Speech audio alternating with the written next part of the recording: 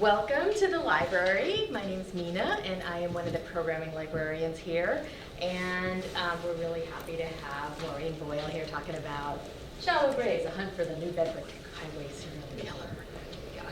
Oh, Can you? oh no, You can talk. so I can talk. I don't really have a lot to say. Just wanted to say that the bathrooms are down the hall to the left, and we have assisted listening devices on the back table if anybody needs them, and we also have our program brochure that has all of our programs through January and February, and there's a lot of really good stuff coming up. And we also have our new feedback survey. So if you would like to let us know how this program went for you, just fill it out at the end of the night, and I will keep it. It will be anonymous. But in the meantime, We also have books for sale. oh, that's right. Haley Booksellers Yep. brought in books for us to buy and have signed at the end of the night.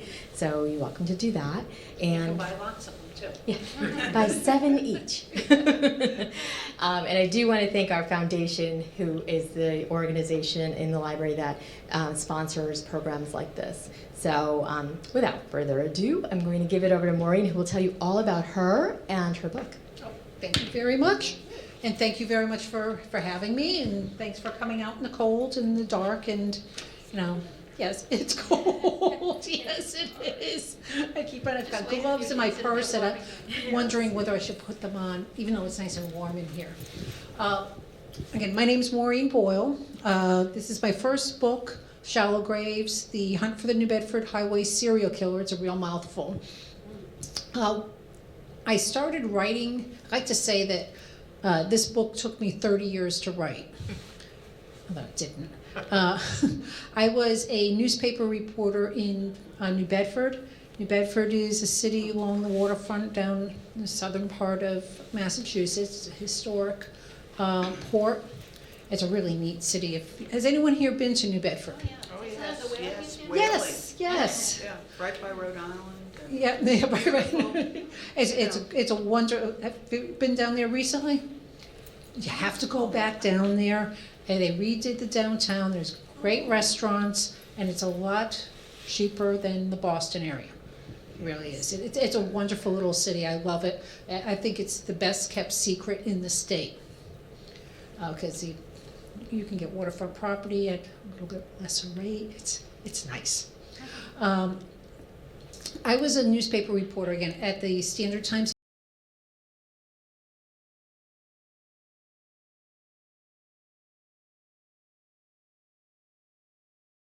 Reporter to cover this case of what was called the New Bedford Highway Serial Killing Case. It was called that because there's a couple of reasons how that came about. There were 9 women who were found dead along the highways along New Bedford. And the reason why it was called the Highway Serial Killing Case was it fit in the lead of the paper, the first paragraph. I was writing the story one time, and I have not told anyone else this before at any of these other talks, but I was sitting there on deadline, and I had to figure out a way to shorten the sentence. And, how do I just describe, what this was? And it's like, oh yeah, the highway killing case. The investigation continued in the highway killing case. And everyone knew what it was, and it stuck.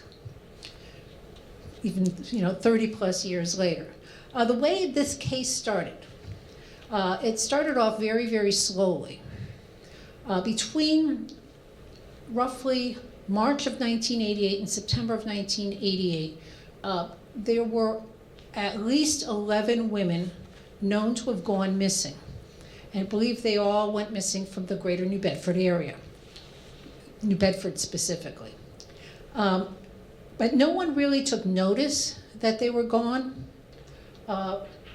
until July 1980. One woman was found on 140 in Freetown, skeletal remains. It was a woman who was driving up 140. Now, 1988, how many people here are familiar with Freetown? Freetown at that time in 1988, very, very rural, and 140 in 1988, there wasn't a lot of traffic. Today, there's a lot more traffic. You could dump a body along the highway and no one would notice. And that's what happened there. A woman was driving north on 140 and she needed to use the bathroom. And there are no businesses off of 140 at that time in Freetown. So she pulled along the side of the highway and trotted into the brush. And surprise, surprise, she found skeletal remains of what turned out to be a woman. Now, she did not go in that far. The body was found, let's say, you pull over here, walk in here. This is the brush right here. Because you don't want to go too far in, right? You know, there's animals and things like that. And that's where she found the woman. Whoa. Wasn't that far in. She notified the police. Cops got there. Woman had no ID. And it appeared that she had been strangled because there was an item of clothing around her neck. They contacted the local media saying, okay, does anyone know someone who's missing, anyone who matches a description? Nothing. A couple of weeks later, 195 in Dartmouth, two guys on motorcycles. It was a hot, hot summer day, and they're going along the highway, and I suspect they may have had a little bit of beer. I don't know, probably not, but they had to use the facilities, and they pulled their bikes along to the side of the highway and trotted a little bit further into the brush, and they found the skeletal remains of what later was found to be a woman. One of them goes to get the police, the other one stays there. No ID, no clothing on the woman. They're stymied. Again, local media's notified, and no one comes forward. All right, a few months after that, there's a detective in New Bedford by the name of John Dextrader. He handled homicides and a few other things, some property crimes. And he's noticing that, number of women, basically the same height and weight, have gone missing.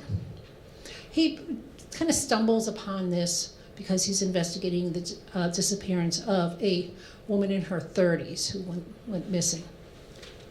So he contacts the district attorney's office in October, to say there's all these women have gone missing. We've got 2 bodies out there. You think we have a serial killer? And the DA's office, to their credit, took them seriously, and they contacted a state trooper in Connecticut who has a specially trained dog to find bodies. It was a cadaver dog. At that time, there weren't a lot of them out there, and they were going to bring them in. By the time he got here, though, shortly before he got here, while they're still making those arrangements, a 3rd body was found alongside the highway on Route 195 in Dartmouth. So we now have 1 body in Freetown, 2 bodies in Dartmouth. He comes in. His name is Andy Redman, and this is his dog right here. Isn't he a beautiful dog? Absolutely, the smartest dog ever, and just like really happy-go-lucky type of dog. He started searching the highways in there, and on the 2nd day, his dog found a body. Number 4, and this would be also on the ramping system on Route 195. This body was found directly across the highway from body number 3. It was so close that if you stood on the end of the ramp where this body was found and looked across the way, you would be able to see where body number 3, the location of body number 3. And that's how close they were. Fortunately, at least for law enforcement, this person was identified right away. And the reason why was because of her fingerprints. At that time, they were just starting to computerize the fingerprinting system, putting fingerprints through AFIS. Not all police departments in 1988 did that. In Massachusetts, there were only a couple of departments that were doing that. It's sort of as a pilot program to launch it out. New Bedford didn't do it, Fall River didn't do that. None of the communities around New Bedford did that. There was some communities in the western part of the state, in Boston, Rhode Island. Guess what? This woman here was from New Bedford, was arrested both in Rhode Island and in the western part of the state, and as a result, they were able to identify her. By April of 1989, they found the remains of 9 women along the highways surrounding New Bedford. So if you think of it as, think of a donut. Okay. And in the center, of the donut is the city of New Bedford. And all of the bodies are found around that center. Bodies were found on Route 140, which goes up this way. So we've got New Bedford right here. This is 140 right here. 195 going this way. And then there was one body that was found on Route 88 in Westport going down this way. Route 88 is the main secondary highway that goes to Horseneck Beach. Beautiful beach. They found 9 people, but they believe that there were 11 that were missing, that had gone missing. So there were 2 women who still, to this day, have not been found. This is one of the original archival maps of that time. So you can see right here, we've got New Bedford, Westport. Bodies went up here. There's one body that was found in Marion. What's interesting about that is that it increased the murder rate in Marion 100%.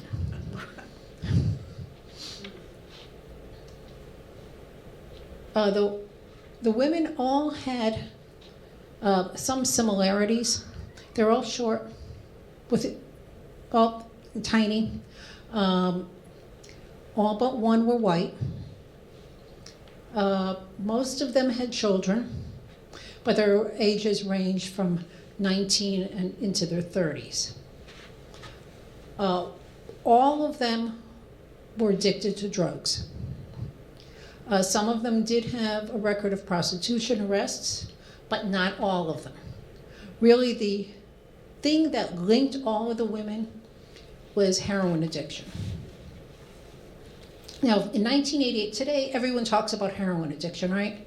Everyone knows someone who has been touched by the opioid crisis. In 1988, people were still addicted to heroin, and most of them were middle-class women. A good number of them were middle-class women from the suburbs, except no one talked about it at that time. And treatment facilities for women at that time, there was very few.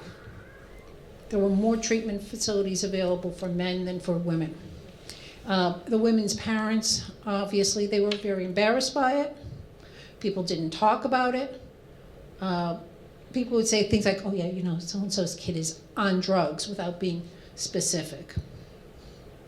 So as a result, people were reluctant to get help or didn't know what type of help to get.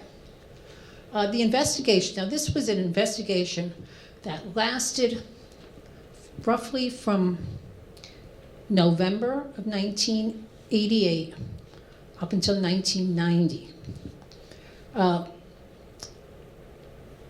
They, by the time they found the women, the killer had stopped killing. By the time they knew that they had a serial killer on the loose, as far as they knew, the killer stopped. I know, it's a short period of time, and he stopped. Why did he stop? That was the million-dollar question at that time. They looked at things such as, was he in jail? Did he die? Did he move? Did he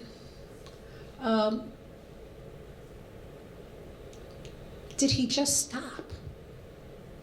Was there something in his life that changed where the stressor, that click that caused him to kill, ended? They don't know. In this investigation, they looked at doctors, they looked at lawyers, they looked at cops, they looked at fishermen, they looked at truck drivers, they looked at members in the who worked in the courts, they looked at mechanics, they looked at people who worked in the shops, they looked at teachers, they looked at, you name it, they looked at everyone. Did they look at any librarians? Hey, what are you saying? Not that I know of. That may be the one profession they did not look at, was a librarian. We're pretty safe. Yeah. I hope so. I hope so. So they looked at just about everyone that you can imagine, and that's what I find one of the most frightening things about this case is not that they didn't have any suspects, is that the number of suspects that they had. Yeah. Did they know it was a man? Based on the evidence at the scene, they believed that it was a man. Okay. Because they believe that the women were killed someplace else, and then likely flipped on the person's shoulder and walked into the brush and then tossed down, based on the way the body was positioned. So they're pretty sure that it was a man. It could be one or two.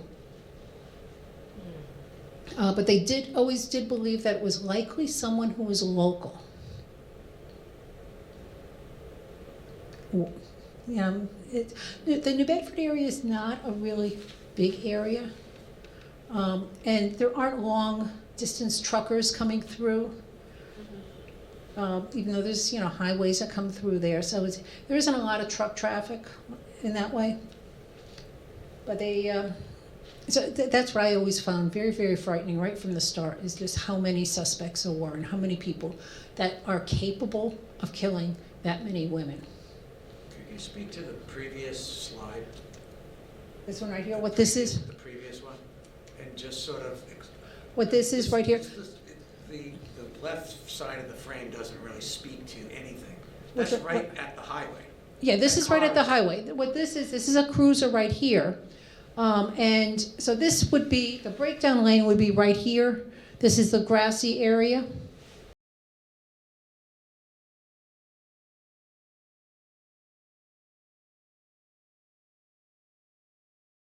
The women were found. So Where was this? this is Route 140. Maybe he didn't want to carry them too far. Yeah, most definitely. Most definitely, yes. So they weren't buried or anything, you No. just threw them. Just through them. When So you he was say pretty brazen, I mean, Yeah, to kill somebody, yeah, but to be that obvious. yeah. And that's what was always quite fascinating in this case is how close the bodies were to being found at any given time. How many cars drove by there? How many people drove by there? And you didn't know that there's a body there. when you say remains, do you mean like they were like bones, or they Yes. were just okay? So Yeah. like they've been there for a They've good been there amount for a of time. while, but what's interesting, in particular, the body that was found in July, the second body that was found in July, It was remains. I mean, I've seen pictures of the person, and it did appear that that person had been there for quite some time. The same with the first body. So that they thought that body number 2 had been there for a number of months. What they didn't take into account was that that was a very, very hot summer, and body number 2, the person who was the victim number 2 found, had only been there a couple of weeks. Oh. Wow. But you would not have known it. It was unrecognizable. And now, determining when someone died, when any of these victims died or when they were last seen, really caused a lot of problems for investigators, because by the time they knew that someone was missing, they were already dead, and 2, no one was able to give them an exact date of where someone was last seen. So it was really hard to backtrack and find out, okay, where did this person, where were they last seen, where were they, who was last with them, because people couldn't remember. I mean, think of your life. If I asked you, where were you on November 1st at 2 p.m.? I'd have to look at the calendar. Okay. Do you And then if I was lucky, maybe. Do you know where you were on March 3rd of 2019, 1999, you know, where my head is, 2000, Probably not. no. And that was a problem that investigators had. And most of their witnesses didn't have calendars. Most of their best witnesses who knew the victims, they didn't have jobs because they were all addicted to drugs, unfortunately. So they didn't know, okay, where was I at that time? When was the last time you saw Mary? And they go, well, I know it was before I went to jail, or it was before Mother's Day, or it was the day before my kid's birthday, because it was just certain days that you remember. Yeah, they didn't have organized lives where they would have Yeah, exactly. And I mean, appointment books. yeah, and even all of us here who do have organized lives, it can be really difficult to pinpoint where you were at a specific time. And if you were, if you went missing, someone in your life will know. But what if you moved to another town and you didn't know anyone there, and you haven't started work yet, and you went missing? Who would know? It's interesting, the drug addiction part of it too, because as you said, people aren't reporting as much. They're not. It's a vulnerable population Yeah, very vulnerable. that might not get missed as quickly either. And for these women, most of them were reported missing very, very quickly. Most of them, not all of them. Most of the women were. Let me show you. Most of the women were. The first victim who was found, she was reported missing in Fall River because that's where she was originally from. However, that word never got brought over to New Bedford. Victim number 2 was reported missing within 2 days. But because of the state of her body, initially they didn't think that was her. Victim number 3 had been an escapee, a walkaway from ACI in the Rhode Island Prison for Women, and just left. So she wasn't officially reported missing. She was a fugitive. Victim number 3 that was found, she was reported missing by her family roughly about a week or so after she went missing. Another woman who was found on Route 140, she was reported missing within a day by her husband. So a number of them were reported missing very, very quickly. But that said, there's a couple of women who were never reported missing, ever. And it was only once the bodies started showing up on the highway that and the family said, well, maybe it may be so-and-so. Which is very, very unfortunate. There was a number of suspects, as I told you, there was just so many of them. And even to this day, since I've been doing talks about the case, a number of people have come up and said, oh, I think it was my ex-husband.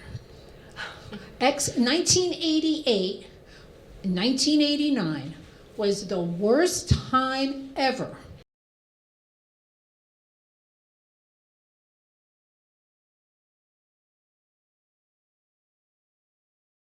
believe that their husband was the serial killer.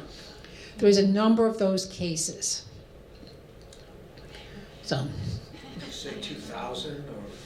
2,000 cases? No. 2,000 suspects? Or the police looked at 2,000 people? No. They didn't. 200? No, I'd say they had probably about at least 100 that they looked at.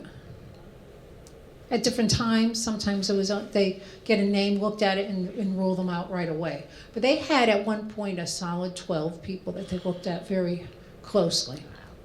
One of them was this man right here, Kenny Pond, who was an attorney. He had a past history of heroin addiction, and he knew all of the girls. Yeah.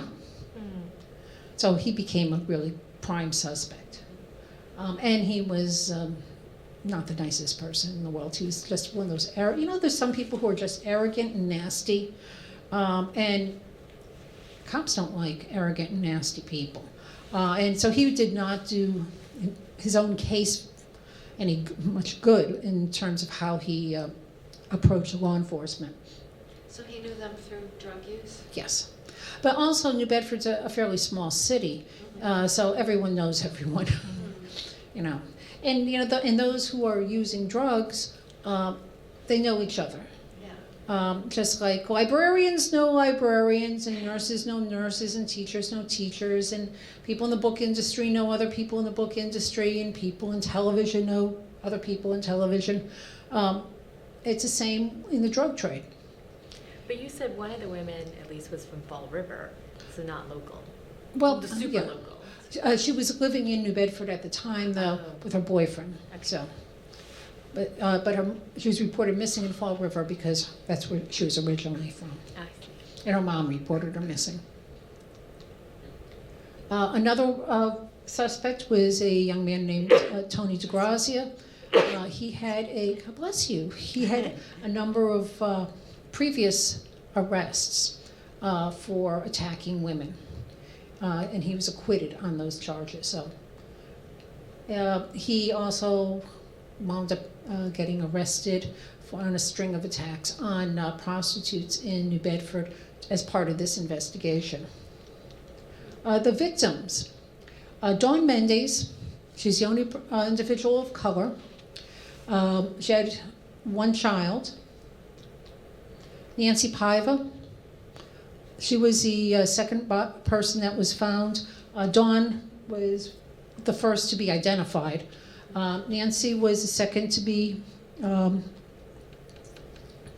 found. She was not. Remember, she was found in July, and she wasn't identified until December.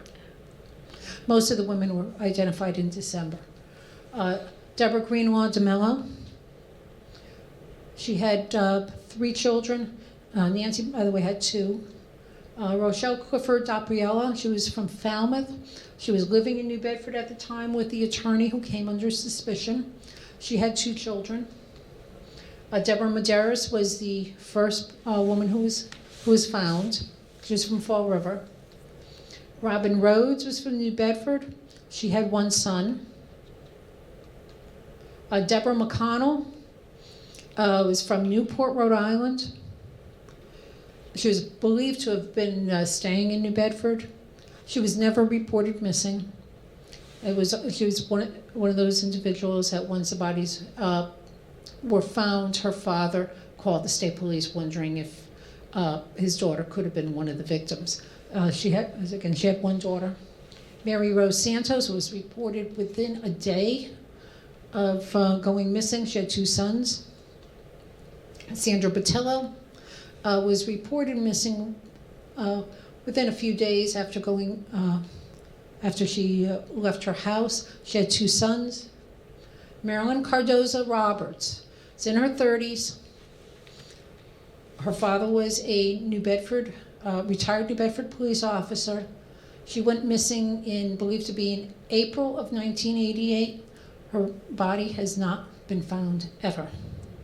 Her parents are still alive, and obviously they would like, before they pass, to know where their daughter is so they could give her a proper burial. Christina Monteiro was the youngest victim. She was 19 years old. Her body also has not been found. A number of people have said that, law enforcement didn't do enough in this case. This has always been a common, thread in discussions about the case. Because the women were drug addicted, because some of them had a arrest history, that the police didn't care, that they did not give the proper attention to the case. There's a lot of factors in why the investigation did not start immediately. And part of it is, one, people they didn't know what they had. There was not an alarm set up, oh my God, so-and-so disappeared 2 hours ago and got into this vehicle or that vehicle or was leaving with this individual. There was no reports like that.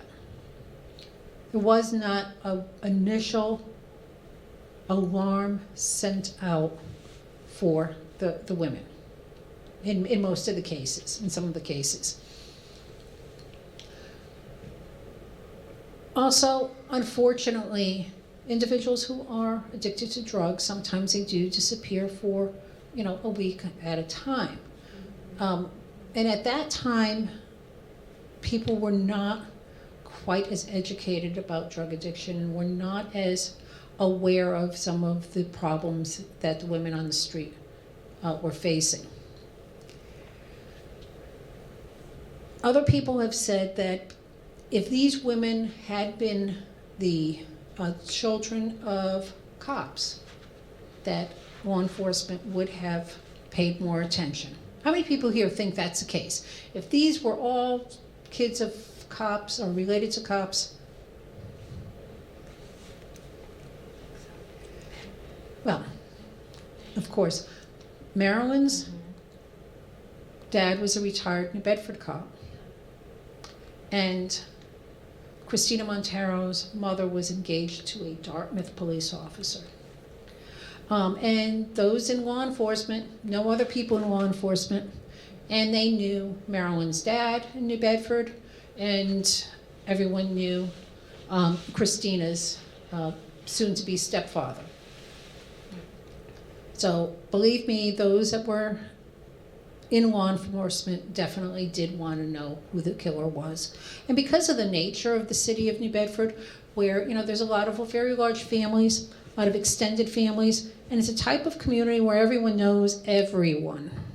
They've gone to school with so-and-so, they work with someone's father or mother or brother or sister. So these were not strangers. This has been a case that definitely has haunted me for decades. I covered the case right from the start, and I followed it almost to the end. It's not the end until the killer is caught. Someone's going to ask me, I know, who I think the killer is, and I'll tell you, I don't know. At different times during the investigation, I would say, it's this person, or it's that person, or I know who did it. And I can honestly say right now, I don't have a clue. Because there has never been any evidence at this point, so far, yet, that could be used in court to convict someone in the killer, in these killings, or positively identify the killer. What about forensic evidence that they collected on the scene? And See, back in 19, and that's a very good question. because Back in, sometimes they preserve things that they didn't have the way Yeah. to test it, but now they can do that. Eh, But we eh. also had problems at the crime lab in Massachusetts. well, in most of the evidence here did not go to the Massachusetts Crime Lab. Okay. It went to Go the back FBI. that photograph Pardon? Oh, of the- Go back to- where yes. Those guys are shuffling around looking at Yeah. stuff. go back to these guys. Most of the evidence went to the FBI Crime Lab or independent forensic labs.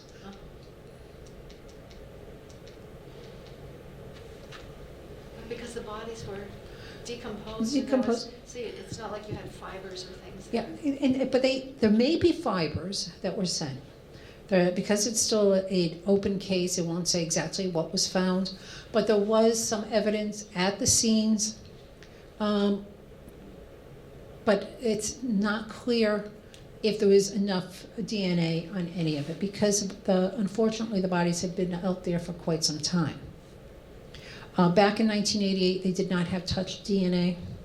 When they did any type of DNA testing, they needed very large samples, and often the samples were destroyed in the testing process, Yeah. as opposed to today. I mean, if this happened today, no doubt in my mind the killer would have been found. Oh, yeah. Between surveillance video and cell phone evidence, and DNA and touch DNA and everything else, the killer would have been identified. But unfortunately, that was then and this is now. They have sent out evidence repeatedly over the years, as has been advances in forensic testing and forensic science, just to see, okay, is there enough? Is there enough to develop a DNA sample? And they will not say whether they do have a DNA sample or not. But sometimes it's not even DNA. It might be like a fiber from a Yeah. rug or something in the car, like a Yeah, a some, fiber or something. something unusual, Yeah. something different. And I suspect that they do have something like that, because otherwise they wouldn't be sending stuff out.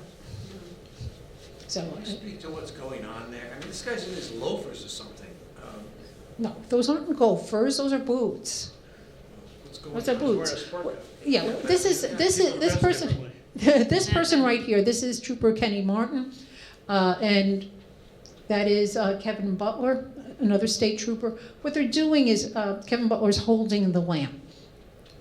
They are going through the dirt, looking for fibers, for bugs, for anything that they can find that they can take from the scene.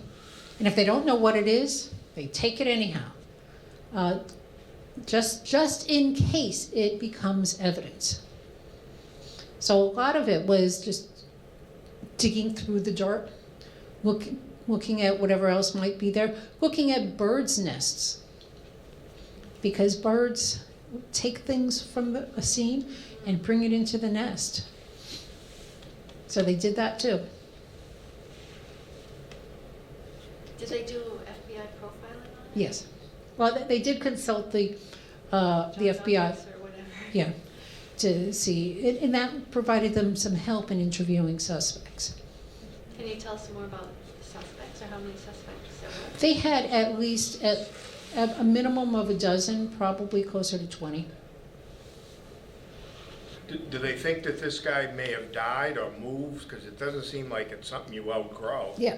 Well, you know what? Everyone always thought that when it comes to serial killers that they keep on killing.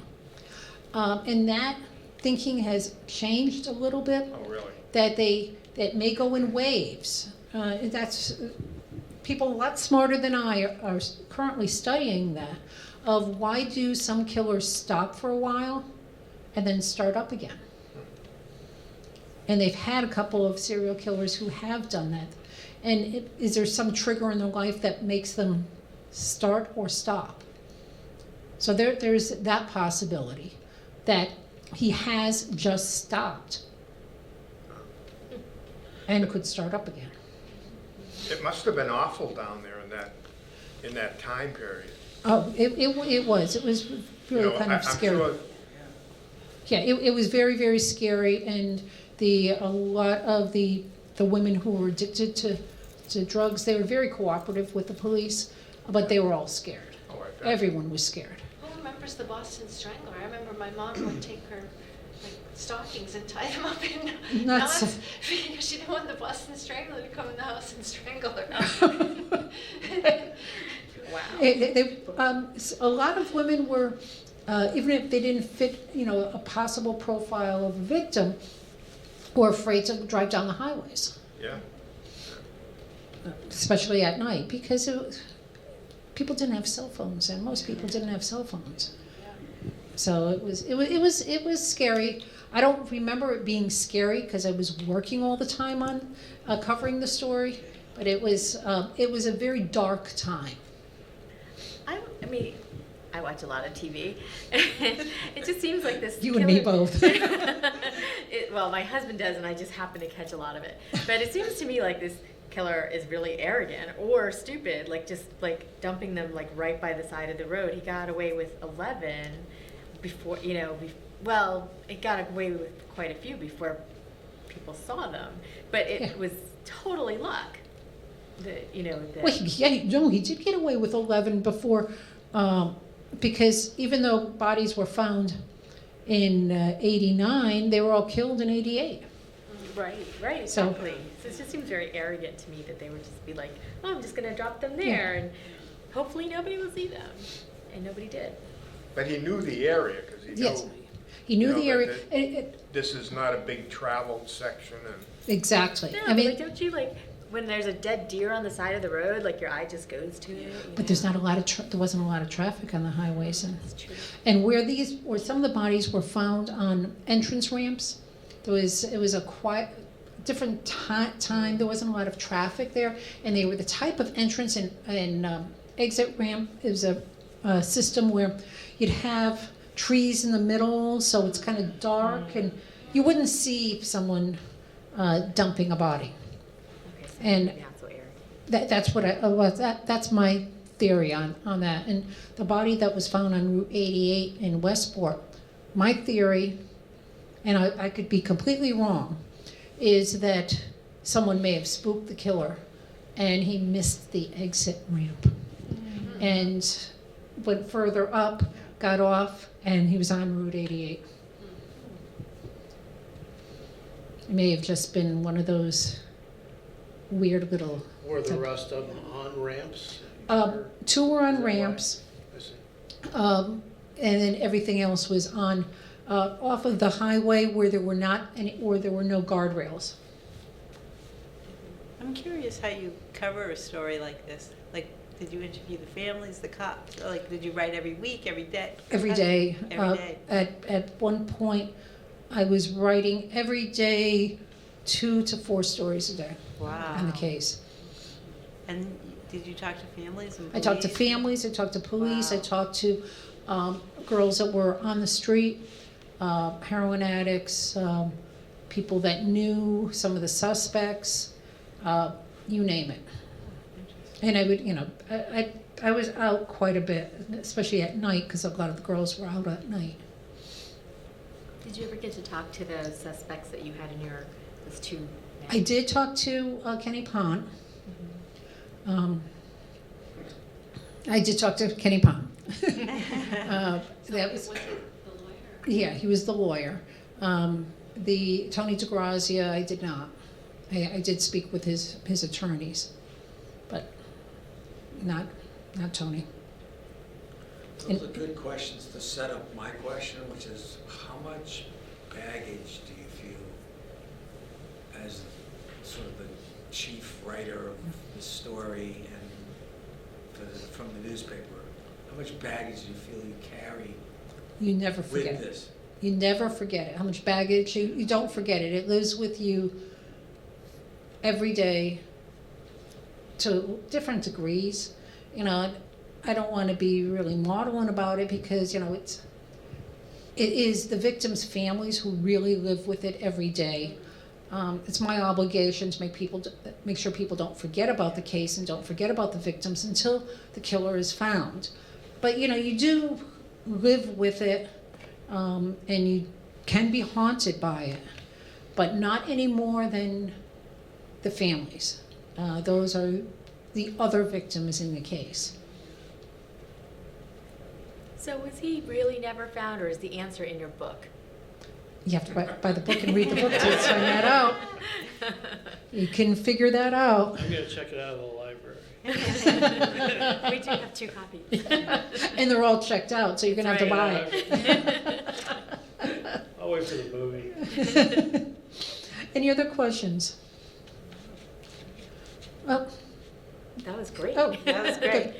All right, well, thank you so much, and if you hear of anyone from now, and I tell different audiences the same thing, if you hear anyone say that they were the killer or they know who the killer is, call the Bristol County District Attorney's Office, ask to speak to the State Police Unit, and pass on the information. I do have a question. You said Yeah. it's still an active case, but Yeah. after all these years, wouldn't it be, do they still call it like a cold case? Yeah, it would be considered a cold case because it's been so old, but I know that in the past couple of years, they have re-examined the evidence and looked at it again. And they will continue to keep on looking at it as more information comes forward. See, I'm confident that the killer will be found, absolutely confident. Because what's the other choice? Someone who killed 11 people is still out there, isn't identified and goes free? I mean, that's pretty creepy. It's a long time ago, though. So, Yeah, but they so don't- I don't mean it Well, as yeah, so, no, but they it's still, so for 30 just the years. reasons that, yeah, I mean, most people, after this time, the few people that may have some information about this, first of all, they had a good enough reason not to talk about it till Yeah. now. So what changes about that? well, Something, but the other thing is, I mean, the only thing that I can think of that really it's advantageous that it's this long afterwards is progress in analyzing some physical stuff. But apparently, this guy he may not have taken his victims very far into the brush, but he clearly didn't leave his own stuff with them Yeah. or any of that. He must have been careful in some way because he got away with at least 11 of these things Yeah. for how many years? Right, in the state that's supposed to be Yeah, ahead so, of these kind of things. I'm not too optimistic about him finding anybody. I like to think that there could be someone who knows, who Well, has could the be, answer, sure. and they were really afraid then Yes. to come forward, Yeah. but their life has changed somehow, and they're not in that same situation. Sure. And they've left the area, maybe, Yep. and they can, they feel more comfortable coming Yeah, forward. That's what I would hope. Yeah. How many people do you think you've spoken with from when you were writing for the newspaper through writing the book, getting the book published? Oh, About the case? Thousands of people. Thousands of people. Including a number of people who were providing false leads to the police, who thought that, may have seen it as an opportunity to get a reward. I mean, there was all types of weird stuff, so that the investigation went down a whole variety of different wrong paths. So nobody was charged, so could they go in and search anybody's Yeah, homes and things like that? they've done Because that. a lot of times serial killers have trophies, Yeah. they keep things that belong to the victim, so that didn't lead That didn't anywhere. lead to anywhere either. All of them took heroin, is that right? Yeah. Heroin and That coke. seems a little, that makes me think the killer also took heroin. Yeah. Yeah, he was, Because, for him, someone who's not involved in that world, that's 11 out of 11, Yeah. that's too much coincidence. yeah, they were all using Which- heroin and coke, because that was a Yeah. time where people were Yeah. using both. So that would, there'd be a pretty good likelihood that somebody like that could die. Yes, So yeah, easy that guy can be gone. yeah. And that was That would also. explain why it stopped. One of the And reasons. that was also a period of time when AIDS was really in the headlines. And there was also the theories, the possibility, was this someone who had contracted AIDS and was killing women in revenge? What made you decide to write the book so many years later? I kept on waiting for an ending. I kept on waiting for the killer to be found. And then as time went on and the killer wasn't found, and I found that people had forgotten about the case, or they misremembered about facts about the case. And that's when I realized I had to do something and haul out all of those notes and files that I had in my attic and go, get some more information about the case and find some new records and re-interview people. And I found, almost 30 years later, people were much more willing to talk about it than they were early on, and they're much more willing to be honest about what was going on in the case. Why do you think that's the case? Why years later they're more? Because they were just in the midst of investigating, and there was a lot of politics going on, surprise, surprise, involving the district attorney's office. He was running for re-election, and there was a lot of weird things going on, and everyone was just so worried about doing something wrong. And, retirement for those in law enforcement can be very, very freeing. So they're much more, comfortable talking about the case. Plus, I think there's been changes in society where people are more willing to talk about things like drug addiction, these different social problems. Yes, they're not ashamed about drug addiction. They see that as a disease and a problem that needs to be addressed head on, and But it's don't so be afraid. tragic for the families to have that Yeah. lack of ending knowing what happened. Yeah, It's and- terrible, terrible. And unfortunately, what the killer did was take away not only these women's future, but the future of their families, because it took away the hope that the family had of them getting clean, of them, being back to what they were, how they remember them. And, they took away mothers, and took away that opportunity for those mothers to get clean and to be the mom that they really wanted them to be. That's sad. Yep. All right, well, thank you very much. The book, I'll tell you, is not graphic. Okay, well, just the first page, that's it. But after that, it is not, it is more storytelling. It's told through the eyes of family members and the investigators, and details what they went through, and how difficult this case was. So I hope you enjoy it, and I will sign them for you. Anyone who buys them, I'll buy many. All right, well, thank you very much. Thank you. And thank you for having me.